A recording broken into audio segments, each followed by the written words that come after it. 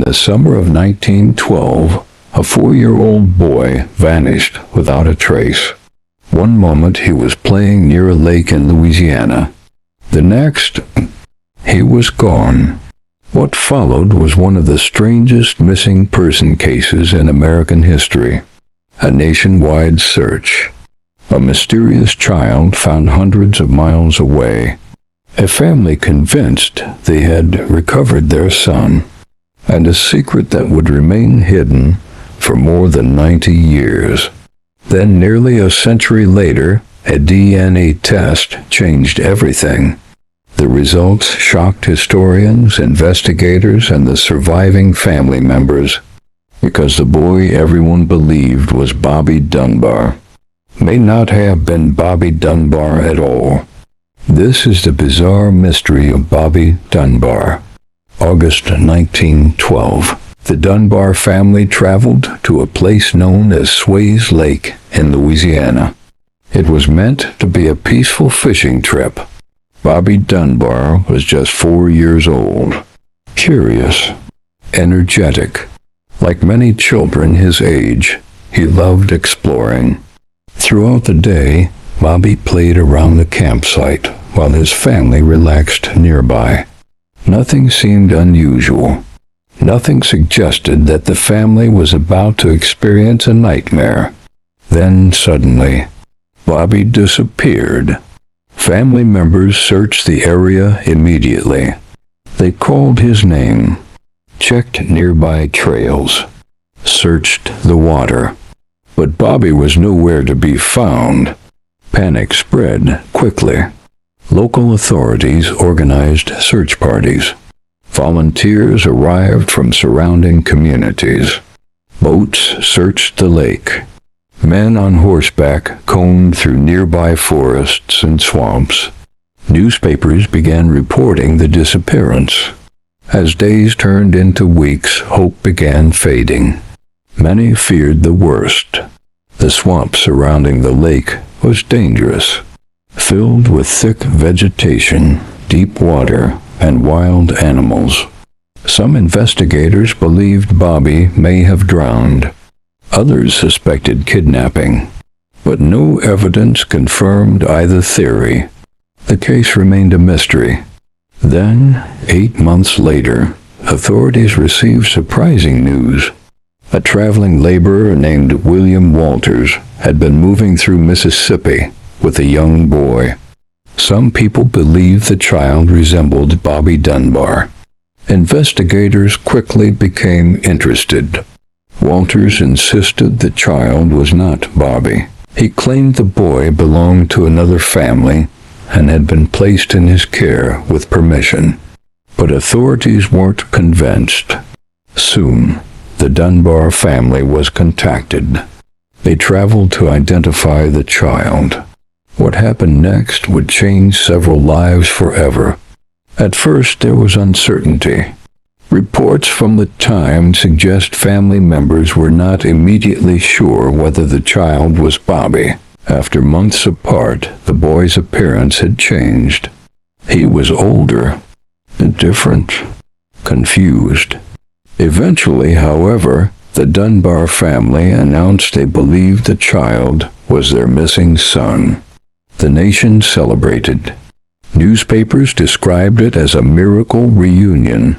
Bobby Dunbar had come home, or so everyone thought. Meanwhile, William Walters was arrested and accused of kidnapping. The case became national news.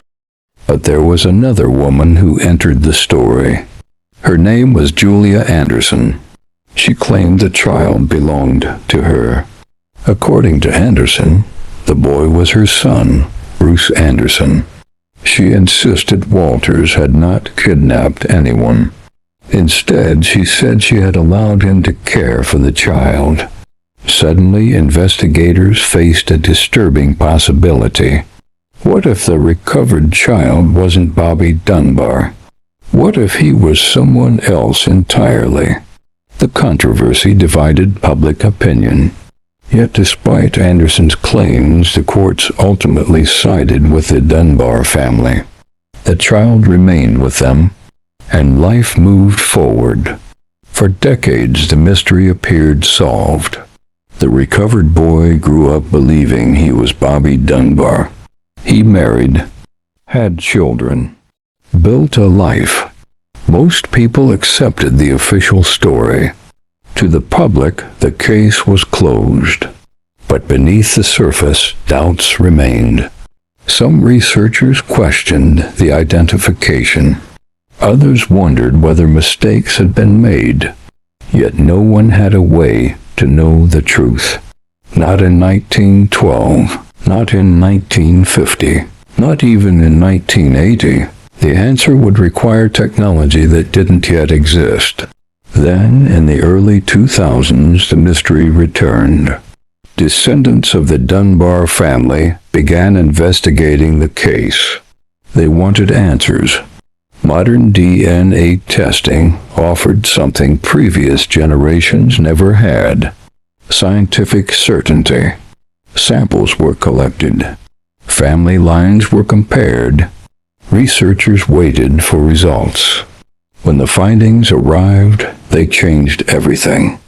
The DNA evidence indicated that the man raised as Bobby Dunbar was not biologically related to the Dunbar family.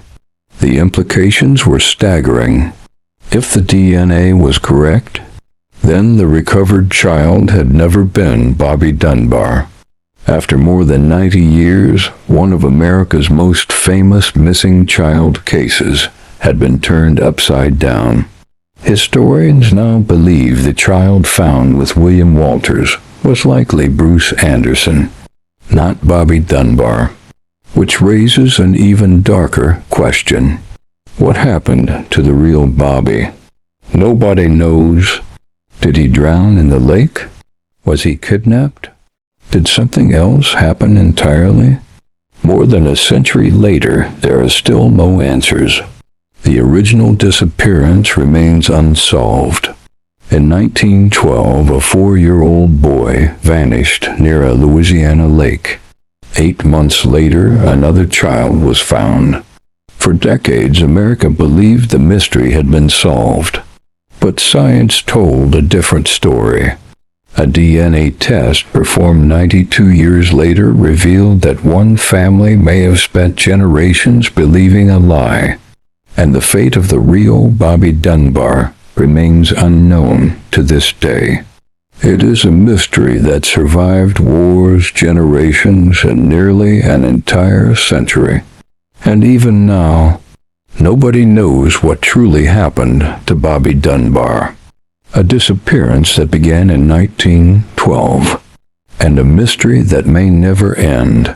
For more interesting true crime stories like this, don't forget to click on the subscription button.